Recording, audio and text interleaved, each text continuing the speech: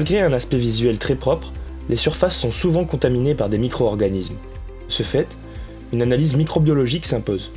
Les méthodes principalement utilisées reposent sur la culture bactérienne, avec par exemple l'utilisation de boîtes contact.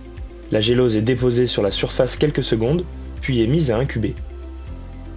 Notons un rendement de prélèvement peu efficace. Le résultat n'est obtenu qu'après 24 à 72 heures.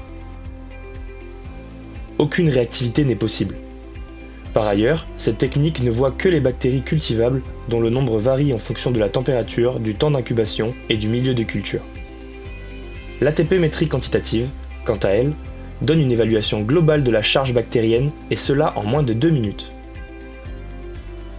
Le prélèvement est effectué à l'aide d'un écouvillon préalablement humidifié. Ceci permet de maximiser le rendement de récupération. On positionne le gabarit sur la surface à contrôler. On frotte alors la zone délimitée avec l'écouvillon dans 2 directions opposées. Les micro-organismes sont immédiatement lysés et l'ATP est libéré.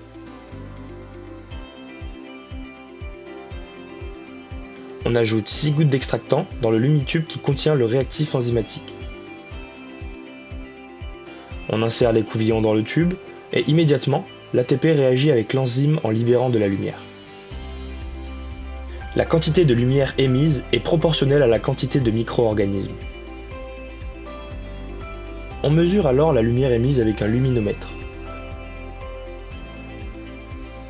Le résultat est obtenu en 10 secondes seulement. On note le résultat R1, qui correspond à la quantité d'ATP contenue dans l'échantillon. Ensuite, pour rendre la mesure quantitative, une goutte de standard est ajoutée. Elle contient une quantité précise d'ATP, rendant la mesure fiable.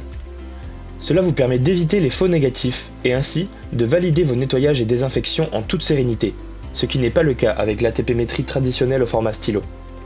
Une seconde mesure est effectuée. On note le résultat R2.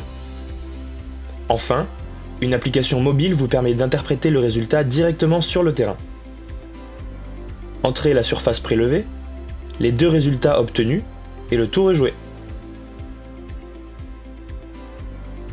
L'application vous indique la quantité de bactéries présentes sur votre surface. Et grâce à un code couleur, vous êtes averti si une action corrective doit être mise en place.